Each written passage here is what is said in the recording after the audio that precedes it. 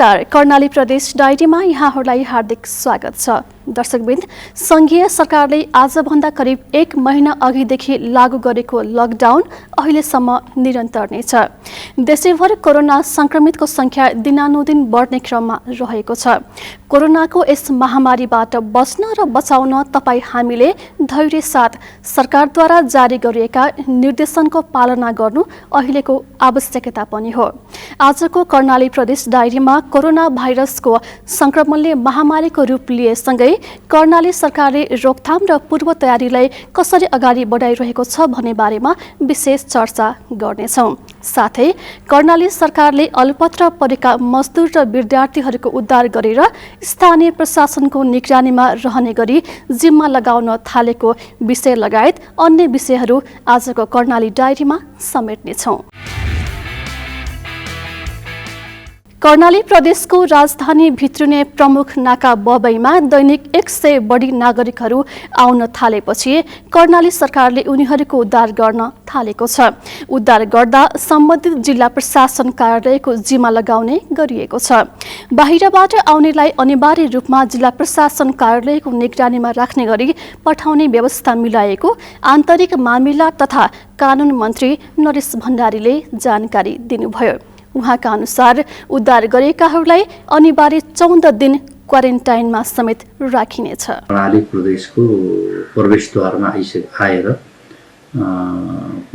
जो चाहिँ अब बसिरहेको स्थिति भएको हुनाले हामीले उहाँहरूलाई चाहिँ सचेततापूर्वक पर्याप्त सावधानी अवलम्बन गर्दै गन्तव्य स्थानमा पुर्याउने अहिले पुर्याएर उद्धार गरेको स्थिति हो र उहाँहरूलाई खास गरी हामीले उहाँहरूको चाहिँ प्रारम्भिक स्वास्थ्य परीक्षण गरेर सम्बन्धित प्रमुख जिल्ला अधिकारी सम्बन्धित जिल्लाको प्रमुख जिल्ला अधिकारीलाई चाहिँ जानकारी गराएर अनिवार्य रूपमा क्वारेन्टाइनमा राख्ने गरी सङ्क्रमण फैलिन नदिनको लागि र सुरक्षित यो खास गरी यो प्रदेशलाई कोरोनाबाट सुरक्षित प्रदेशका रूपमा नियन्त्रित प्रदेशका रूपमा चाहिँ स्थापित गर्नको लागि हामीले अनिवार्य रूपमा क्वारेन्टाइनमा राख्ने र त्यस पछाडि मात्रै परिवारमा चाहिँ उहाँहरूलाई स्थापित गर्ने गरेर चाहिँ अहिले अगाडि बढिरहेका छौँ। सोही अनुरूप अहिले प्रमुख जिल्ला अधिकारी गाउँपालिका अध्यक्षज्यूहरू मेयरज्यूहरूको सक्रियतामा उहाँहरूको चाहिँ अब क्वारेन्टाइनमा राखेर उहाँहरूलाई चाहिँ उद्धार गर्ने कार्य चाहिँ जारी छ। कोरोना भाइरस कोभिड-19 को नमुना परीक्षण गर्न थप 2 मेसिन सुर्खेत ल्याइएको छ। केन्द्र सरकारले पठाएको रियल टाइम PCR मेसिन सहित विशेषज्ञ टोली र स्वास्थ्य सामग्रीहरू हेलिकप्टर र विमान मार्फत सुर्खेत ल्याइएको हो। कर्णाली ल्याइएका मेसिन सुर्खेत र जुम्लामा राखिनेछ। यसअघि कर्णाली प्रदेश अस्पतालको प्रयोगशालामा रहेको मेसिनले दैनिक 15 जनाको मात्रै स्वाब परीक्षण गर्ने हुँदा थप मेसिन सुर्खेत ल्याइएको हो। सुर्खेतमा ल्याइएको मेसिन पशुपन्छी रोग अन्वेषण प्रयोगशालाको भवनमा राखेर सञ्चालनमा ल्याइनेछ। सुर्खेतमा राखिने मेसिनले एक पटकमा 96 जनाको स्वाब परीक्षण गर्न सकिने सामाजिक विकास मन्त्री दल रावलले जानकारी दिनुभयो। ठुलो क्षमताको जसले 4 घण्टामा करिब 96वटा प्रोसेसिङ गर्न सक्छ। एउटा प्रदेश अस्पतालमा रहने गरिकन एउटा मेसिन आजदेखि त्रिभुवन विश्वविद्यालयले सहयोग गर्नुभयो, उहाँले उपलब्ध गराइदिनु भयो। त्यो चाहिँ हाम्रो यहाँ रहन्छ। अर्को कर्णाली स्वास्थ्य विज्ञान प्रतिष्ठानमा पनि सेम क्षमताको एउटै क्षमताको 4 घण्टामा 96 जनाको PCR यो थ्रोट स्वाब चाहिँ प्रोसेसिङ गर्ने गरी त्यहाँ पनि एउटा मेसिन आयो। अब 2टा मेसिनसँगै आएका छन्। हामी दुवैतिरबाट अब 2-3 दिनमा हामी सुरु गर्छौँ, जसले गर्दाखेरि अब यो प्रदेशको स्याम्पल बाहिर पठाउनु पर्दैन। हामी केन्द्रीय ल्याबमा पठाउने धनगढीमा पठाउने गरेका छौँ। अब हामी यही प्रोसेसिङ गर्न सक्छौँ। यसअघि सुर्खेतमा रहेको प्रयोगशालाले चाप धान्न नसक्दा कर्णालीका विभिन्न जिल्लाहरूबाट सङ्कलन गरिएका स्वाबहरू परीक्षणका लागि धनगढी र काठमाडौँ पठाउने गरिएको थियो। नयाँ मेसिन आएसँगै कोरोनाको आशंका गरिएका स्वाबहरूको परीक्षणमा तीव्रता आउने प्रदेशको सामाजिक विकास मन्त्रालयले जनाएको छ। हिमाली जिल्ला डोल्पामा पहिलो पटक बहुमूल्य जडीबुटी यास्टा गुम्बाको सङ्कलनमा रोक लगाइएको छ। विश्वभर महामारीको रूपमा फैलिरहेको कोरोना भाइरस कोभिड-19बाट सतर्कता अपनाउन यो पटक जिल्ला प्रशासन कार्यालयमा बसेको जिल्ला विपद व्यवस्थापन समितिको बैठकले यस वर्ष यास्टा गुम्बा सङ्कलनमा रोक लगाएको हो। हिमाली जिल्ला डोल्पामा पहिलो पटक बहुमूल्य जडीबुटी यार्सा गुम्बाको सङ्कलनमा रोक लगाइएको छ। विश्वभर महामारीको रूपमा फैलिरहेको नोभेल कोरोना भाइरस कोभिड-19 विरुद्ध पूर्व सतर्कता अपनाउनका लागि यस वर्ष यार्सा गुम्बा सङ्कलनमा रोक लगाइएको हो। सदरमुकाम धुनै स्थित जिल्ला प्रशासन कार्यालयमा बसेको जिल्ला विपद व्यवस्थापन समितिको बैठकले यस वर्ष यार्सा गुम्बा सङ्कलनमा रोक लगाउने निर्णय गरेको हो। अहिलेको विषम परिस्थितिमा अघिल्लो वर्षमा जस्तै निर्वाध रूपमा यार्सा गुम्बा सङ्कलन गर्न दिनु डोल्पाली जनता र समग्र देशका लागि घातक हुन सक्ने भन्दै यार्सा गुम्बा सङ्कलनमा रोक लगाउने निर्णय गरिएको प्रमुख जिल्ला अधिकारी सुरेश सुनारले जानकारी दिनुभयो। आज हामीले के देखेको भन्दा जिल्ला विपद व्यवस्थापन समितिले भोलि विपद निम्तिन सक्छ है, यसको सङ्क्रमणबाट चाहिँ जोखिम हुन सक्छ, भोलि हामीले चाहिँ एकातिर लकडाउनको अवस्था छ, एकातिर यो विषम परिस्थिति छ, हामीले यार्सा सङ्कलन गर्न दिइदियो भने त्यहीँबाट भयावह स्थिति हुनसक्छ भन्ने जुन हाम्रो विश्लेषण रह्यो, त्यो विश्लेषणका आधारमा हामीले जिल्ला विपद व्यवस्थापन समितिले यो रोक्ने निर्णय गरेको हो। यद्यपि अब यो विषयलाई चाहिँ खोल्ने नखोल्ने विषयमा चाहिँ भन्दा पनि अब यो बन्द नै गर्नुपर्छ, कुनै पनि निकायले, चाहे त्यो वनले गरोस् चाहे समन्वय प्रमुखज्यूको अध्यक्षतामा चाहिँ भएको बैठकले गरोस्, बन्द नै गर्नुपर्छ। किनभने सुरक्षित बनाउनु छ नि त, नागरिकलाई सुरक्षित बनाउने सवाल हो नि त। देश लकडाउनको अवस्थामा रहेकाले हजारौं मान्छे भित्र आएर यार्सा पाटनहरू फुकुवा गर्न नसकिने बताउँदै जिल्लाका मुख्य नाकाहरूमा सिल गरिने समेत पर्यवेक्षक सुनारले बताउनुभयो। देश सङ्क्रमणकालीन अवस्थामा रहेकाले यार्सा गुम्बा सङ्कलनमा रोक लगाउन सम्पूर्ण सुरक्षा संयन्त्र परिचालन गरिने र अहिलेको अवस्था खुकुलो हुँदै गएमा अवस्था हेरेर अघि बढ्ने समेत पर्यवेक्षक सुनारको भनाइ छ। यता जिल्ला समन्वय समितिका प्रमुख शेरबहादुर बुढाले डोल्पावासीको आर्थिक उपार्जनको मुख्य स्रोत नै यार्सा गुम्बा भएकाले आगामी 20 गतेभित्र पुनः एकपटक सर्वपक्षीय छलफल गरेर खुल्ने नखुल्ने टुङ्गो लगाउने बताउनुभयो। यो डोल्पा जिल्लाको मेन अर्थतन्त्र भनेको नै यार्सा गुम्बा हो। अब एकातिर अर्थतन्त्र नभए पनि काम छैन। भोलि एउटा साधारण जनताले खाद्यमा गएर चामल किन्नेलाई पनि पैसा छैन भने त भोलि ऊ पनि भोकमरीले मर्न सक्ने अवस्था चाहिँ यो जिल्लामा रहने भयो। र विशेष गरेर अब हामीले स्थानीय जनप्रतिनिधिहरूसँग सल्लाह गरेर यो जुन यार्सा गुम्बा सम्बन्धी फेरि एउटा छलफल बसेर जनप्रतिनिधि स्तरबाट नै हामीले एउटा टुङ्गो पुर्याउने हाम्रो एउटा प्रयत्न भइरहन्छ। समितिको बैठकमा उपस्थित स्थानीय निकायका प्रमुख एवं प्रतिनिधिमध्ये केहीले खतराको सङ्केत गर्दै यार्सा सङ्कलन रोक्नुपर्ने धारणा राखेका थिए भने केहीले जनता मारमा पर्ने भन्दै रोक्न नहुने बताएका थिए। यार्सा गुम्बा रोक लगाउने विषयमा सेफ फोक्सनो राष्ट्रिय निकुञ्ज र डिभिजन वन कार्यालयले आधिकारिक धारणा सार्वजनिक गर्न सकेको छैन। प्रत्येक वर्ष निकुञ्ज र सामुदायिक वन क्षेत्रमा पर्ने यार्सा पाटनमा यार्सा गुम्बा सङ्कलन गरिँदै आएको छ भने निकुञ्ज क्षेत्रमा मात्रै 70% यार्सा पाटनहरू रहेका छन्। नेपालमै बहुमूल्य जडीबुटी यार्सा गुम्बाको उर्वर भूमिको रूपमा चिनिने डोल्पामा विगत 20 वर्षदेखि व्यावसायिक रूपमा यार्सा गुम्बा सङ्कलन हुँदै आएको पाइन्छ। डोल्पाली मात्र नभई छिमेकी जिल्ला रुकुम, जाजरकोट, सल्यान लगायतका दर्जनौं जिल्लाका नागरिकको समेत आर्थिक उपार्जनको मुख्य स्रोत नै यार्सा गुम्बा सङ्कलन हो। यार्सा गुम्बा सङ्कलनमा रोक लगाउने निर्णय गरिएसँगै वर्षभरिमा आइपर्ने आधारभूत आवश्यकता कसरी पूरा गर्ने भन्दै डोल्पाली जनताहरू चिन्तामा परेका छन्। आम्दानीको मुख्य स्रोतको रूपमा रहेको यार्सा गुम्बा सङ्कलनमा रोक लगाउँदा जिल्लामा भोकमरी पर्ने खतरा बढेको नागरिक अगुवाहरू बताउँछन्। यसअघिका वर्षहरूमा यार्सा गुम्बा सङ्कलनका लागि 10,000 सर्वसाधारणहरू डोल्पाका उच्च हिमाली क्षेत्रमा पर्ने यार्सा पाटनहरूमा पुग्ने गर्थे। गत वर्ष सेफ फोक्सनो राष्ट्रिय निकुञ्जले मात्रै यार्सा गुम्बाको सङ्कलन पूर्जी, छुट पूर्जी वितरण लगायतका शीर्षकमा 3 करोड धेरै राजस्व सङ्कलन गरेको थियो। नेपाल टेलिभिजनका लागि रामचन्द्र नेउपाने, डोल्पा। विश्वव्यापी रूपमा फैलिएको कोरोना भाइरसको रोकथाम तथा नियन्त्रणका लागि सरकारले लकडाउन घोषणा गरेको 1 महिना पुरा हुँदासम्म रुकुम पश्चिमको अवस्था सामान्य रहेको छ। लकडाउन अवधिभर जिल्लाका 6वटै पालिकाले भारत लगायत तेस्रो मुलुकबाट आएका व्यक्तिहरूको स्वास्थ्य परीक्षण, निगरानी तथा क्वारेन्टाइनको व्यवस्था गर्दा जिल्लाको अवस्था सामान्य रहेको हो। कोरोना भाइरसको संक्रमण फैलिन नदिन सरकारले लगाएको लकडाउन अवधिभर रुकुम पश्चिमको अवस्था सामान्य बनेको छ। लकडाउनको 1 महिना पूरा भइसक्दा जिल्लामा भित्रिएका व्यक्तिको स्वास्थ्य परीक्षण र विभिन्न सीमा नाकामा गरिएको कडाइले जिल्लामा लकडाउनको अवस्था सामान्य बनेको हो। कोरोना भाइरसको रोकथाम तथा नियन्त्रण र त्यसको संक्रमण फैलिन नदिन लकडाउन अवधिभर जिल्लाका सबै पालिका र सरकारवाला निकायले उच्च सतर्कता अपनाएको प्रमुख जिल्ला अधिकारी उपेन्द्र राज पौड्यालको भनाइ छ। उहाँका अनुसार भारत लगायत तेस्रो मुलुकबाट आएका व्यक्तिहरूको अनिवार्य र्यापिड टेस्ट गरिएको र केही सम्पर्कमा नआई लुकेर रहेका मजदुरको समेत खोजी गरी र्यापिड टेस्ट गर्न र क्वारेन्टाइन व्यवस्थाका लागि सबै पालिकालाई अनुरोध गरिएको बताइएको छ। र केही मजदुरहरू त्यहाँ बसेको अवस्था पनि छ, केही मजदुरहरू लुकी छुपी चाहिँ नि विभिन्न माध्यमबाट आएको अवस्था पनि छ। ती मजदुरहरू आएका लुकी छुपी आएका मजदुरहरूलाई हामीले एकदम कडाइका साथ के गरेका छौँ भने ऱ्यापिड टेस्ट र क्वारेन्टाइनमा अनिवार्य र बाध्यकारी रूपमा बस्नुपर्ने अवस्था हामीले सिर्जना गरेका छौँ। सोही अनुसार चाहिँ व्यवस्थापन गर्नका लागि प्रत्येक पालिकामा हामीले अनुरोध गरेका छौँ र पालिकाले सोही अनुसार अनुसरण पनि गर्नुभएको अवस्था छ। रुकुम पश्चिममा हालसम्म विभिन्न हेल्थ डेस्कमा गरी 749 जनाको स्वास्थ्य परीक्षण गरिएको छ।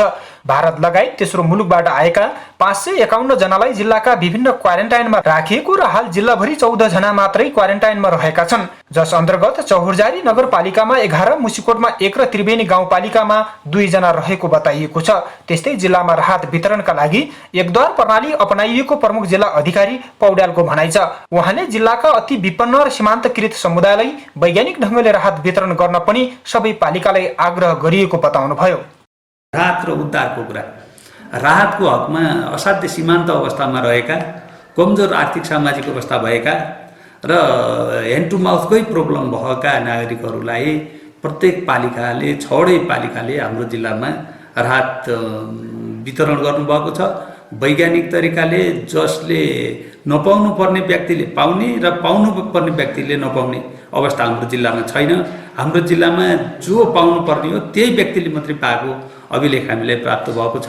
सोही अनुसार हामीले चाहिँ राहत वितरणको मेकानिजम विकास गरेर वन्डर पोलिसी एकद्वार प्रणाली मार्फत वितरण गर्ने व्यवस्था मिलाइएको छ। लकडाउनको 1 महिना पूरा हुँदा जिल्लाका 2238 घर परिवारलाई राहत वितरण गरिएको छ, जस अन्तर्गत मुसिकोट नगरपालिका, चौहुरजारी, आडबिस्कोट तथा सानीभेरी गाउँपालिकाले राहत वितरण गरेका हुन्। त्यस्तै जिल्लाको मुसिकोट नगरपालिकाले भने विपद व्यवस्थापन कोषको स्थापना गरी गरिब घर परिवारलाई वडापालिका मार्फत राहत उपलब्ध गराउने कामलाई समेत निरन्तरता दिइएको नगर प्रमुख देवीलाल गौतमको भनाइ छ। र अहिले चाहिँ वितरण गर्ने भनेर हामीले प्रत्येक वडामा वडा अध्यक्षहरूलाई जिम्मेवार बनाएर वडामा वडा अध्यक्षहरूलाई जिम्मेवारी दिएर हामीले व्यवस्थापन गरेका छौँ र अहिले वडाहरूले पनि बाँड्न सुरु गरिराख्नु भएको छ। कतिपय वडाले सायद चाहिँ बाँटिसक्नु भएको छ। जिल्लामा कोरोना भाइरसको संक्रमण फैलिन नदिन हाल जिल्लाभरि 237 PPE, 10वटा एम्बुलेन्स र 43वटा थर्मल गनको व्यवस्था गरिएको छ। तर भारत लगायत तेस्रो मुलुकबाट आएका व्यक्तिको सम्पर्कमा रहेकाहरूको र्यापिड टेस्टका लागि भने किटको अभाव रहेको जिल्ला अस्पताल शल्यका कोरोना फोकल पर्सन ईश्वर रावलको भनाइ छ। उहाँका अनुसार जिल्लाभरि हालसम्म 700 जनाको र्यापिड टेस्ट गरिएको र सबै जनाको रिपोर्ट नेगेटिभ रहेको छ। त्यस्तै लकडाउनका कारण देशका विभिन्न ठाउँमा अल्पत्र परेका मजदुर र विद्यार्थीलाई यहाँका स्थानीय सरकारको पहलमा उद्धार गर्ने काम भइरहेको छ। अमर राजपुन, नेपाल टेलिभिजन, रुकुम। 3 गाउँपालिका र 1 नगरपालिका रहेको मुगु जिल्लामा कोरोना भाइरसको प्रकोपबाट सुरक्षित रहन स्थानीय प्रशासन र पालिकाहरूले यति बेला विभिन्न पहल र प्रयास गरिरहेका छन्। कोरोनाबाट सुरक्षित रहन मुगु जिल्लाका 19 स्थानमा हेल्प डेस्क स्थापना गरिएका छन् भने जिल्लाभित्रनेहरूलाई तत्काल क्वारेन्टाइनमा राख्न करिब 300 बेडको विभिन्न ठाउँहरूमा क्वारेन्टाइनको व्यवस्था गरिएको छ। 3 गाउँपालिका र 1 नगरपालिका रहेको मुगु जिल्लालाई विश्वभरि फैलिरहेको महामारी कोभिड-19 को प्रकोपबाट सुरक्षित राख्नका लागि मुगु जिल्लाका सरकारवाला निकायहरू यति बेला विभिन्न पहल र प्रयासमा जुटिरहेका छन्। मुगु जिल्लाका मुगुम, कामारङ, सोरु तथा खतेड गाउँपालिका र छायानाथ रारा नगरपालिकाका विभिन्न ठाउँहरूमा आवत जावत गर्ने मानिसहरूलाई चेक जाँच गर्नका लागि 19 स्थानमा हेल्थ डेस्क स्थापना गरिएका छन्। बाहिरबाट आएका मानिसहरूलाई राख्नका लागि 4वटै स्थानीय निकायका विभिन्न ठाउँहरूमा करिब 300 बेड क्वारेन्टाइनको व्यवस्था गरिएको छ भने छायानाथ रारा नगरपालिका र खतेड गाउँपालिकाका 11वटा बेड आइसोलेसनका लागि व्यवस्था गरिएको छ। जिल्ला प्रशासन कार्यालय मुगुको पछिल्लो तथ्याङ्क अनुसार भारत लगायत विभिन्न मुलुकहरूबाट 238 जना मुगु भित्रिएका छन्, जसमध्ये 214 जनाको र्यापिड टेस्ट गरिएको छ भने 6 जनाको स्वाब परीक्षण समेत गरिएकाले हाल जिल्लामा कोरोना संक्रमित नभएको अवस्था छ। लकडाउनको पालनाका लागि मुगु जिल्लाका विभिन्न सिमानाहरूमा कडाई गर्नुका साथै एक गाउँबाट अर्को गाउँ जान समेत बन्देज लगाइएको छ। लकडाउनबाट हातमुख जोड्न मुस्किल भएका मुगु जिल्लाका 1222 जना विपन्न व्यक्तिहरूलाई राहतका लागि छनौट समेत गरिएको छ। कोभिड-19 को संक्रमणबाट जोगाउनका लागि छायानाथ रारा नगरपालिकाले आफ्ना 14 वडाका करिब 26,000 बासिन्दालाई रु 53 लाख बराबरको मास्क, साबुन र सेनिटाइजर वितरण गरेको छ। विश्वभरि फैलिँदै गएको कोभिड-19 को प्रकोप बाट कसरी जोगिने भनेर चिन्तित बनेका स्थानीयवासीलाई छायानाथ रारा नगरपालिकाले लकडाउनका बेला सर्वसाधारणलाई आवत जावत गर्न कठिन भएको समयमा घर घरमै पुगेर स्वास्थ्य सामग्री वितरण गरेको छ।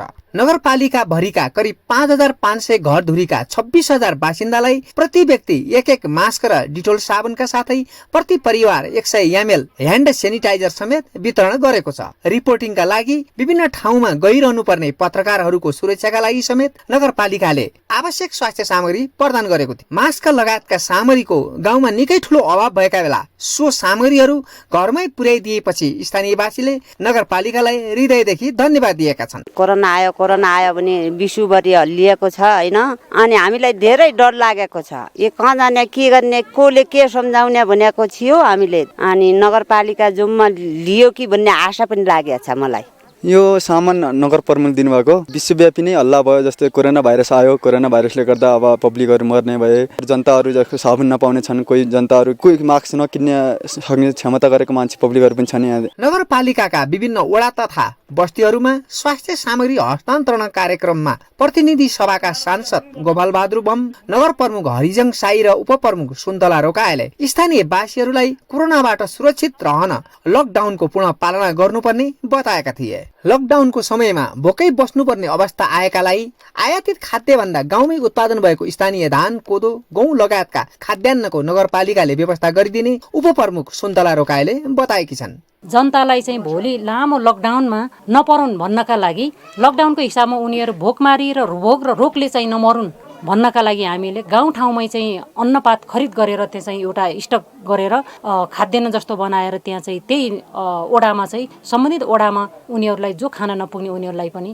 त्यहाँबाटै उपलब्ध गराउने चाहिँ हाम्रो जमर्को पनि हामीले अगाडि बढाएका छौँ। सामग्री हस्तान्तरण कार्यक्रममा विभिन्न बस्ती पुगेका नगर प्रमुख साईले नगरवासीलाई कोरोनाको संक्रमणबाट सुरक्षित रहनका लागि नगरपालिकाले विभिन्न कार्यक्रमहरू सञ्चालन गर्दै जाने बताएका छन्। यो कोरोना भाइरस संक्रमण हुन नदिनको लागि हामीले सुरुमा प्रमुख प्रशासकीय अधिकृतको अध्यक्षतामा नगरपालिका स्तरीय द्रुत समिति र नगर प्रमुखको अध्यक्षतामा चाहिँ मूल समिति गठन गरेका छौँ भने हामीले छायाना रारा नगरपालिका भित्रका 6 वटा स्थानमा हेल्प डेस्क स्थापना गरेका छौँ र महाकाली माविमा 21 बेडको चाहिँ क्वारेन्टाइनको व्यवस्थापन गरेका छौँ र विभिन्न किसिमका सचेतनामूलक कार्यक्रम, रेडियो बस र जनचेतनाका कार्यक्रमहरू रेडियो मार्फत सञ्चालन गरेका छौँ भने यो जुन नेपाल सरकारले घोषणा गरेको लकडाउनबाट प्रभावित भएका अति गरिब, अति विपन्न र दैनिक ज्यालादारीमा जीवन निर्वाह गर्ने चाहिँ घर परिवारलाई राहत वितरण गर्दै आइराखेका छौँ। प्रदेश सरकारले समेत यति बेला कोरोनाको रोकथाम र सुरक्षाका लागि आवश्यक स्वास्थ्य सामग्री उपलब्ध गर्नुका साथै विपद व्यवस्थापन कोषमा रकम समेत उपलब्ध गरेको छ। कविराज कार्की, नेपाल टेलिभिजन, कर्णाली प्रदेश, मुगु। कोरोना भाइरस कोभिड-19 को रोकथामका लागि दैलेखको सुरक्षा नाकामै हेल्प डेस्क स्थापना गरेर चेक जाँच र नागरिकको उद्धारको काम सुरु गरिएको छ। अलपत्र नागरिकको उद्धार अभियान सुरु गरेसँगै दैनिक सयौं नागरिकहरू जिल्ला भित्रन थालेपछि दैलेखमा यस्तो तयारी थालिएको हो। विश्वभर फैलिएको कोरोना भाइरस कोभिड-19बाट जोगिन सरकारले लकडाउनको अवधि बढाएसँगै हिँडेरै गन्तव्यमा जान थालेका र गन्तव्यमा पुग्न नसकेका व्यक्तिहरूलाई घरसम्म पुर्याउने अभियान जिल्ला जिल्लामा तीव्र पारिएको छ। दैलेखमा पनि काठमाडौँ लगायत अन्य विभिन्न जिल्लाहरूबाट दैलेख आउने क्रम बढेको छ। नयाँ मानिसहरू जिल्लामा प्रवेश गर्ने क्रम बढेपछि दैलेख जिल्लाले सीमा नाकामै हेल्प डेस्क स्थापना गर्दै जिल्ला आएका नागरिकहरूलाई आफ्नो गन्तव्यमा पुर्याउने अभियान सुरु गरेको छ। हेल्प डेस्कमा उपचारसँगै व्यक्तिको विवरण सङ्कलन गर्ने, भारत वा अन्य मुलुकबाट आएकाहरूलाई अनिवार्य क्वारेन्टाइनमा राख्ने, नेपाल भित्रबाटै आएकाहरूको स्वास्थ्य जाँच गरेर आफ्नो घर पठाउने अभियान सुरु गरिएको प्रमुख जिल्ला अधिकारी युवराज कट्टेले जानकारी दिनुभएको छ। सबै 11 पालिकाले गुनास गाउँपालिका जुन हाम्रो बोर्डर हो सुर्खेत र दैलेखको, त्यो बोर्डरमा 11वटा डेस्क स्थापना गरेर बस्छ पालिका, जहाँ एउटा स्वास्थ्यकर्मी हुनुहुन्छ, अर्को सहयोगी कर्मचारी हुनुहुन्छ र तलबाट आउने अथवा विभिन्न जिल्लाबाट दैलेख आउने नागरिकहरूको नामनामेसी तयार गर्नुहुन्छ र जुन जुन पालिका अन्तर्गत रहन्छन् ती नागरिकहरू ती पालिकाले उहाँहरूको स्वास्थ्य चेक जाँच गरेर आफ्नो पालिकाको साधनमा आफ्नो पालिका अन्तर्गत लगेर क्वारेन्टाइनमा राख्नु बेला क्वारेन्टाइनमा राख्ने, होम क्वारेन्टाइनमा राख्ने होम क्वारेन्टाइनमा राख्ने गरी व्यवस्थापन गरेका छौँ। कर्णाली प्रदेश सरकारले पनि यो अभियानलाई कर्णालीका सबै जिल्लाहरूमा लागू गर्ने तयारी गरेको छ। 10वटै जिल्लाका प्रमुख जिल्ला अधिकारीहरूसँगको भिडियो कन्फरेन्समा बोल्दै कर्णाली प्रदेशका मुख्यमन्त्री महेन्द्र बहादुर शाहीले अब दूरी कायम गरेर सुरक्षित रूपमा विकास निर्माणका कामहरूलाई अगाडि बढाउनका लागि स्थानीय सरकारसँग समन्वय गर्न प्रमुख जिल्ला अधिकारीलाई आग्रह गर्नुभएको छ। त्यो टोलभन्दा अर्को टोलको मान्छे आउन पाउँदैन, त्यहाँ नयाँ टोलका मान्छे त्यहाँ बिल्कुलै जान नदिने, त्यहाँ हामीले काम गर्न दिनुपर्छ। के असर हामीले काम गरेर अगाडि बढाउने र त्यसपछि अर्को मेसिनबाट गरिने कामहरू जस्तै 2-3टा डोजर मात्रै लगाएर काम गर्ने अवस्था छ भने अब डोजर त 2-4जना मान्छे मात्रै हुन्छन् ती मान्छेहरूलाई चाहिँ डोजर चलाउनु दिएर त्यो काम अगाडि बढाउने। जुन ओडामा विकास निर्माणका कामहरू सुरु भएका छन् सोही ओडाका स्थानीय बासिन्दाहरूलाई काममा लगाउने रणनीति अवलम्बन गरेर खाद्यान्न अभावलाई रोक्दै स्थानीय स्तरमै रोजगारी सिर्जना गर्ने अभियान पनि कर्णाली प्रदेश सरकारले लिएको मुख्यमन्त्री महेन्द्र बहादुर शाहले जानकारी दिनुभयो।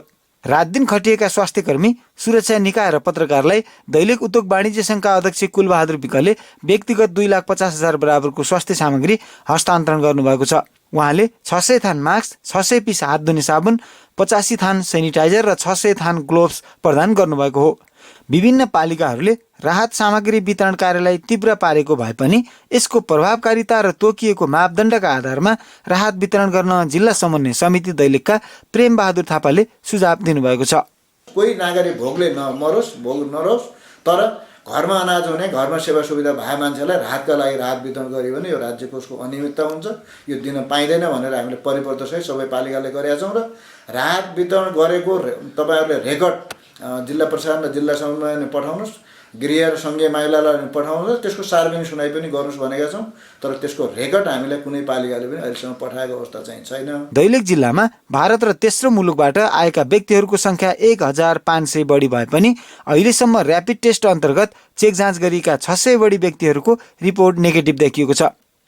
अलपत्र परेका नागरिकहरूको उद्धारकै क्रममा भारतीय सिमानाबाट पनि धमाधम मानिसहरू दैलेख आउन थालेपछि सुरक्षा सतर्कता बढाइएको छ। विष्णु शर्मा, नेपाल टेलिभिजन, दैलेख। कोरोना भाइरसको संक्रमणबाट बच्न लकडाउनको घोषणा गरिएको छ।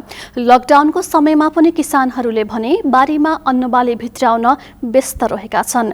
लकडाउनको समयमा सजगता र सतर्कता अपनाएर कृषि कार्य गर्नको लागि कर्णाली प्रदेश सरकारले कृषकलाई आह्वान पनि गरेको छ। कोरोना भाइरसबाट बच्न सरकारले बन्दाबन्दीको घोषणा गरेको छ। किसानलाई भने खेतबारीमा हिउँदे बाली उठाउने चटारो छ। संक्रमणको सन्तास बीच किसानहरू अन्नबाली भित्राउन व्यस्त रहेका छन्।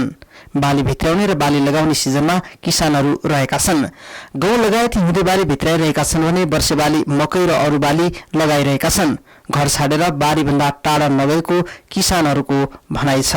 खेतीपाती त गर्नु त पर्यो त, अब खानाको त पनि अब छोरा बालीबाट त्यसरी रुन्दिनु भएन, हेर्नु पर्यो। अलिपछि अब त्यसरी जोताबारी घुम्दैन, अनि घरभित्रै बस्ने, बनाउने, खाने, बाहिर छोरा बालीबाट भित्र हाल्ने, फेरि पकाउने, खाने, त्यही बस्ने। किसानी कामकाज सुरु हुनु अघि कोरोनाबारे हल्ला आएको सुने पनि कामकाज सुरु भएपछि गाउँघर सामान्य अवस्थामा रहेको छ। जनप्रतिनिधिहरूले कोरोना लाग्नबाट बच्न र घर बाहिर नजान, नयाँ मान्छेसित नभेट्न भनेकाले पनि आफ्नै बारीमा काम गरिरहेको केशरी बस्नेतको भनाइ छ। अब हामी त अब खेतीबारी नगरौँ भने के खाऊँ, अनि अब सुरु चाहिँ आफ्नो लकडाउन छ भने थाहा छ। अब हामी आफ्नो सुरु चाहिँ आफै गरिरहेका छौँ त, अनि अब खेतीबारी नगरौँ भने के खाने त। सल्यानका 3 नगरपालिका र 7 गाउँपालिकाका अधिकांश क्षेत्रमा बाली भित्राउने र बाली लगाउने काम सुरु भएको छ।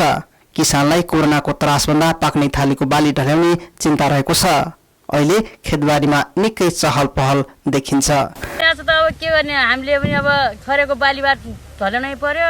मुसाले खाइन यहाँ नासो बनाएको छ, बालीबाट पनि पाकेको छ, पानी आउने समय छ।